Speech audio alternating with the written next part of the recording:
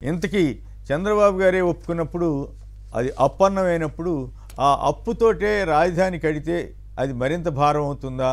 దాదాపు 2,00,000 కోట్లు లక్షన్నర కోట్లు అవసరమైతే 15,000 కోట్లు అప్పు తీసుకొచ్చి కడితే అది సరిపోతుందా?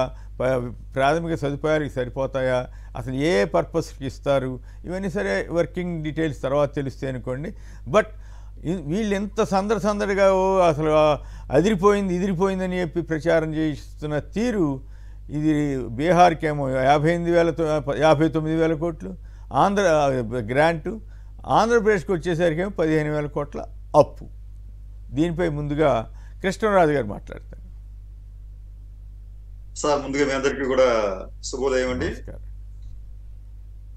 గతంలో స్పెషల్ ప్యాకేజ్ ఇచ్చినప్పుడు ఎటువంటి ప్రహాసనాలు మనం చూసామో, ఇప్పుడు బడ్జెట్ లో ఏదో ప్రకటన చేస్తే అది అమలు అవుతుందో లేదో మనకు తెలియదు. దాని మీద కూడా ఇప్పుడు పెద్ద పెద్ద ప్రహాసనాలు. అమరావతి మీద కనకవర్షం కురిచేస్తుంది, ఆంధ్రప్రదేశ్కు ఇప్పటిగా నిధులు, దట్ ఈజ్ చంద్రబాబు. ఢిల్లీలో చక్రం తిప్పిన చంద్రబాబు, అమరావతిలో చెకోడలు తిప్పిన చంద్రబాబు. ఇటువంటి ఒక అభూత కల్పనలన్నీ కూడా విచ్చలవిడిగా ప్రచారం చేయటం ప్రారంభించారు. వీరింత చెప్పినట్టు అమరావతికి సంబంధించి ఒక పెద్ద మోసాన్ని అటు కేంద్రం ఇటు రాష్ట్ర ప్రభుత్వం కూడా చేస్తోందండి. మనం ఏమంటున్నాం అంటే, మీరు కూడా అన్నారు ఇందాక, మీరు ఒక ఆశాభావం వ్యక్తం చేశారు, కొన్ని అప్పైనా వస్తుంది కదా అని చెప్పి. నిజానికి ప్రపంచ బ్యాంక్ అనేది ఆంధ్రప్రదేశ్ కు అప్పు ఇస్తుందా లేదా అనేది కూడా అనుమానమే. ఎందుకంటే గతంలో 2019లో చంద్రబాబు నాయుడు గారి ప్రభుత్వం ప్రపంచ బ్యాంకు దగ్గరికి $1 బిలియన్ లోను కోసం వెళితే వాళ్ళు $300 మిలియన్ వరకు ప్రతిపాదనలు పంపించమని చెప్పంటే ఈయన పంపిస్తే చివరికి ఆ ప్రతిపాదనను కూడా ప్రపంచ బ్యాంకు తిరస్కరించింది. దీన్ని మనం మర్చిపోకూడదండి. ఇది కూడా అమరావతికి సంబంధించిన లోన్ ప్రపోజల్ ని ప్రపంచ బ్యాంకు 2019 జూలైలో తిరస్కరించింది. దానికి కారణం ఏమిటంటే పర్యావరణ పరిస్థితులు, అలాగే సామాజిక స్థితిగతులు సంబంధించి వారికి కొన్ని అభ్యంతరాలు ఉన్నాయి. ఈ ప్రాజెక్టు అమలైతే అక్కడ బడుగు బలహీన వర్గాల జీవన వృత్తికి భంగం కలుగుతోంది, పచ్చని పొలాలకు నష్టం కలుగుతుంది అనేది ఆ ప్రపంచ బ్యాంకు కన్సల్టెంట్ కమిటీ ఒక నివేదిక ఇచ్చింది. ఆ కన్సల్టెంట్ కమిటీ విజయవాడ స్వయంగా నేను కూడా కలిసానండి, వెళ్ళి వాళ్ళది. అటువంటి ప్రపంచ బ్యాంకుకి మరి ఇంకొకసారి ఈ కేంద్ర ప్రభుత్వం ఇవ్వమంటే ఇస్తుందా? అసలు కేంద్ర ప్రభుత్వం ఎందుకు ఇవ్వమంటుంది? గతంలో అమరావతికి సంబంధించి లోను ఇవ్వవద్దు, ఆ ప్రతిపాదన వెనక్కి తీసుకుంటున్నామని చెప్పిందే సెంట్రల్ గవర్నమెంట్. అప్పుడు కూడా మోడీ గారు అధికారంలో ఉన్నారు. అంటే అప్పుడు మీరు ఇవ్వద్దని చెబితే ప్రపంచ బ్యాంకు మానేస్తే ఇప్పుడు ఇవ్వమని చెప్పి అడుగుతారా? అసలు ప్రపంచ బ్యాంకు ఇస్తుందా? అది ఇవ్వడానికి కూడా సాధ్యం కాదని. ఎందుకంటే అంత 15,000 కోట్ల రూపాయలు లోను ఇవ్వాలి అంటే ప్రపంచ బ్యాంకు, వీళ్ళు మనం అభ్యపెట్టడం తప్ప వాళ్ళు మళ్ళీ ఒక కమిటీని వేస్తారు. ఆ కమిటీ ప్రతి గ్రామంలో తిరగాలి, అక్కడ అధ్యయనం చేయాలి. వారు ఆ అధ్యయనం చేసిన నివేదికను బట్టి ఆ లోన్ వస్తుందో లేదో అనేది మనం తెలుసుకోవాలి. ఇంకొక పచ్చాబద్ధం ఏం చేస్తున్నారంటే, ఇది 30 ఏళ్ల పీరియడ్, 30 ఏళ్ల దాకా మనం కట్టక్కర్లేదు అని చెప్పి ఒక పచ్చి అబద్ధం ఒకటి ప్రచారం చేస్తున్నారు. నిజానికి ప్రపంచ బ్యాంకు రుణాలు ఏవి కూడా మాక్సిమం 5 years మాత్రమే గ్రేస్ పీరియడ్ ఇస్తారండి. అంటే మనం ఆ లోన్ తీసుకున్న తర్వాత 5 ఏళ్ల వరకు కట్టక్కర్లేదు. ఆ తర్వాత 5 నుంచి 15, 18, 20 సంవత్సరాల్లో మొత్తం చెల్లించాలి. కానీ వీళ్ళేం చెప్తున్నారంటే 30 సంవత్సరాల వరకు ఆ అమౌంట్ పే చేయక్కర్లేదు. ఎందుకు పే చేయక్కర్లేదండి? ప్రపంచ బ్యాంక్ అనేది వడ్డీలు తీసుకునే ఒక వడ్డీలు తీసుకుంటూ రుణాలు ఇచ్చే ఒక సంస్థ. అది దానికి మన పట్ల అంత ప్రేమ ఉండదు. 30 ఏళ్ళు కూడా వదిలేస్తారు వాళ్ళు.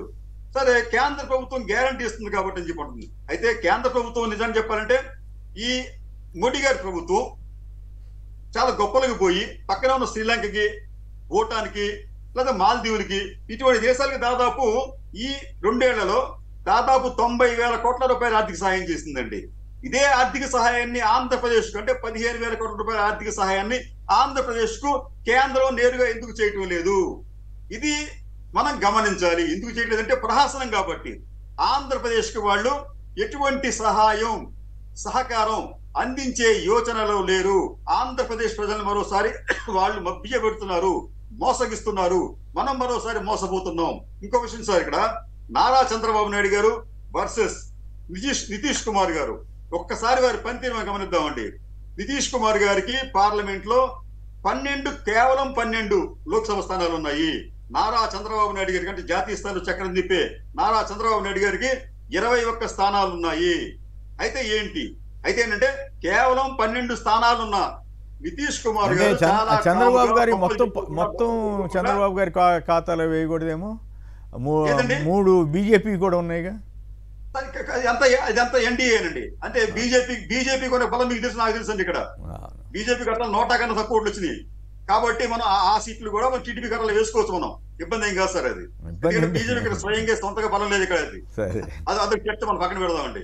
అయితే ఇక్కడ నితీష్ కుమార్ గారు చేతల మనిషి, నాయుడు గారు కేవలం మాటల మనిషి మాత్రమే. ఎందుకంటే నితీష్ కుమార్ గారికి ఈ రోజున మీకు వారికి ఇన్ఫ్రా ప్రాజెక్టులకి 26,000 కోట్ల రూపాయలు, 2,400 మెగావాట్ల 2 పవర్ ప్లాంట్లకి 21,400 కోట్ల రూపాయలు, వరద నివారణ ప్రాజెక్టులకు 11,500 కోట్ల రూపాయలు, అంటే మొత్తం మీద 58,900 కోట్ల రూపాయలు నితీష్ కుమార్ గారు చాలా నిశ్శబ్దంగా, ఆడంబరాలు చేయకుండా, గొప్పలకు పోకుండా, తానేదో గొప్పవాడిని చెప్పుకోకుండా ఆయన చాలా ప్రశాంతంగా నిశ్శబ్దంగా కేంద్రం నుంచి 58,900 కోట్ల రూపాయలు పొందితే సహాయం కింద.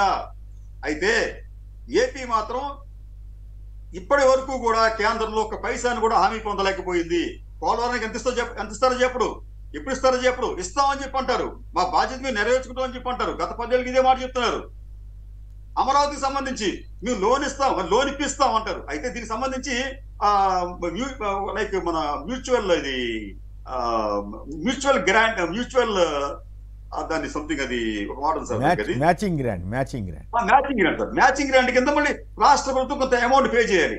అది రాష్ట్ర ప్రభుత్వం పే చేయగలుగుతుందా చూస్తాం, లేకపోతే మేమే పే చేస్తాం చెప్పి అంటుంది ఒకటి. అంటే వాళ్ళు ఏం చేస్తారంటే రేపు ఈ లోన్ ప్రహాసనంతో ఒక 500 కోట్లు 600 కోట్లు మీకు ఇస్తామని చెప్పి అంటారండి. సరే, దానికన్నా ముఖ్యమైన అంటే మీకు అమరావతికి ఒక్క పైసా కూడా కేంద్రం ఇవ్వను అని చెప్పి వారు గతంలో చాలా స్పష్టంగా చెప్పారు. ఇది పార్లమెంట్ లో కూడా చెప్పారండి. దానికి ఉదాహరణ మీకు సాక్ష్యం. అంటే సరే అప్పుడు చెప్పుండొచ్చు, ఇప్పుడు మారిన రాజకీయ పరిణామాల్లో సార్ ఇది చిన్నపిల్లలు కాదండి, ఇది పార్లమెంట్ లో. అవును, కరెక్టే.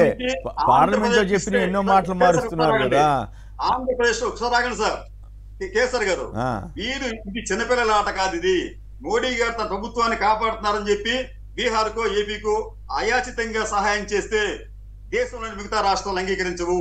ఇప్పటికే మీ కేరళ ముఖ్యమంత్రి గారు మీకు తెలిసే ఉంటుంది, ఒక ఫారిన్ సెక్రటరీని, ఒక విదేశాంగ కార్యదర్శిని ఒక రాష్ట్రం తరఫున నియమించారు. బెంగాల్ ముఖ్యమంత్రి బెంగాల్కి భారతదేశానికి మధ్య ఏదో గ్యాప్ ఉన్నట్టుగా ఆవిడ మాట్లాడుతున్నారు. అంటే కేంద్రం ఇటువంటి పనులు చేస్తే, ఇటువంటి దుందుడు పనులు చేస్తే దేశ సమగ్రత కూడా భంగం వాటిల్లే ప్రమాదం ఉంది. మీకు చాలా స్పష్టంగానండి, central finance ministry confirm no more aid to Amaravati. మేము మీకు 2,500 కోట్లు మీకు ఇచ్చాము, ఇక నుంచి దానికి సంబంధించి ఒక పైసా కూడా మేము ఇవ్వమని చెప్పి పార్లమెంట్ లో ప్రకటించారు.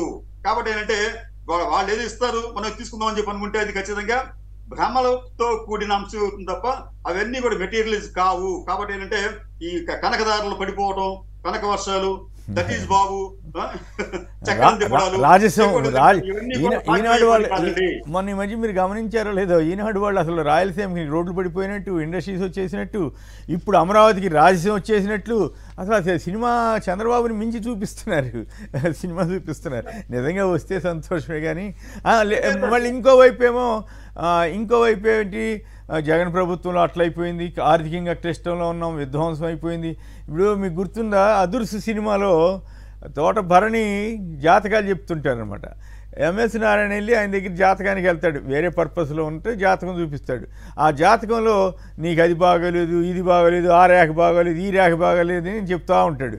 చెప్పిన తర్వాత హిల్లేస్తాడు. అదేంటి ఇంక అవ్వలేదంటే నీ బొంద, ఎవడైనా జాతకం చెప్పించుకునేది భవిష్యత్తు బాగుండాలని, ఈ దిక్కుమాలిన దీనికోసం కాదంటాడు. అట్లాగే మన గవర్నర్ స్పీచ్ అంతా కూడా చివరికి భరణి జాతకంలాగా ఎంతసేపు జగన్ ప్రభుత్వం మీదే తప్ప తామేం చేస్తామో తమ భవిష్యత్తు ఏంటో చెప్పలేదు.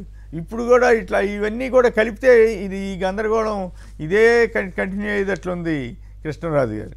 ఖచ్చితంగా సార్, అది మళ్ళీ ఒక ప్రహాసనాన్ని మళ్ళీ పునఃప్రారంభించారు. ప్రారంభించారు. ఆంధ్రప్రజలు మరోసారి తీవ్రంగా మోసం చేయబోతున్నారు.